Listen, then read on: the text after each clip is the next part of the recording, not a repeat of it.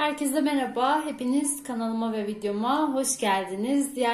Arkadaşlar o kadar böyle neşeli açılış yapmayı çok isterdim. Ama biliyorsunuz ki ülkemizde olan ve 10 ili etkileyen deprem gerçekten beni de çok üzdü. Yani şu an ağlamamak için kendimi zor tutuyorum. Gerçekten çok üzüldüm.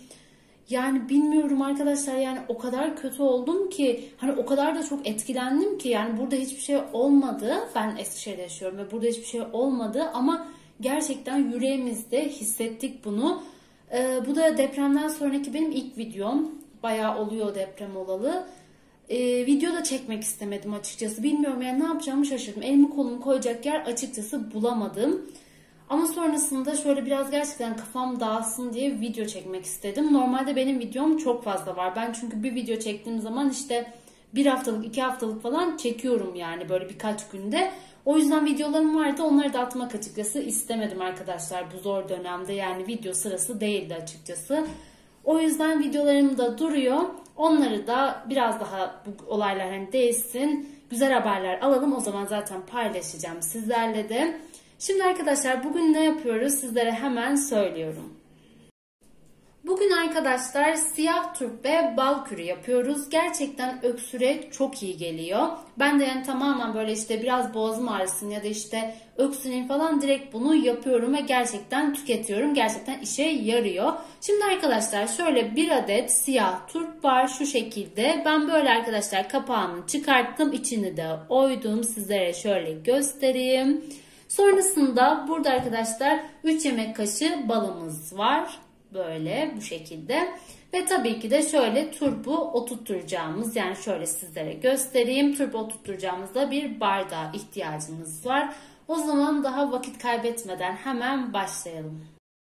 Şimdi siyah turpu oyduktan sonra arkadaşlar şöyle, tabii ki de şurasından da çok azaldım böyle alt kısmından. Şöyle bardağa oturtturuyorsunuz. Ondan sonra burada görmüş olduğunuz, hatta tekrar size şöyle göstereyim de hani ne kadar oyduğumu, bu şekilde arkadaşlar şöyle çok fazla da inceltmiyoruz içini. Sonrasında bardağa oturtturdum. Burada 3 yemek kaşığı balımız var. Artık turbun içine ne kadar bal alırsa açıkçası. Şöyle koyuyorum. Gerçekten ama gerçekten arkadaşlar işe çok ama çok yarıyor. Sizlere de onu söyleyebilirim. Şöyle hepsini koyuyorum ve hemen şöyle kapağını da kapatacağım arkadaşlar ve bir gece bekleteceğim. Şu şekilde kapağını kapatıyorum. O zaman bu böyle bir gece bu şekilde beklesin. Sonrasında yarın görüşelim ama tabii ki de sizler için bir saniye sonra görüşmüş oluyoruz. Tekrardan herkese merhaba. Tam 24 saat geçti arkadaşlar ve bakın şöyle yavaş yavaş, ki hala daha belki akmaya devam ediyor. Şöyle içinde hatta size göstereyim. Bakın şu şekilde.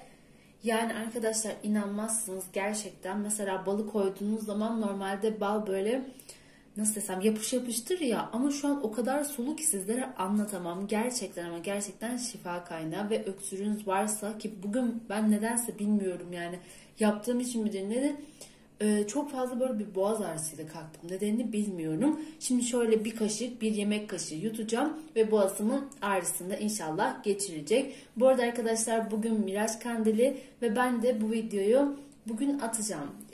Umarım bütün dualarımız kabul olur arkadaşlar. Ölenlerimize tekrardan Allah rahmet eylesin. Kalanlarımız da umarım bir an önce, yani enkaz altında kalanlarımız ya da yaralılarımız da umarım bir an önce iyileşirler. Yani şu anki temennim bu. Çok isterdim yani böyle çok isterdim böyle gayet güzel, enerjik bir açılış yapmayı ama gerçekten içimden gelmiyor arkadaşlar.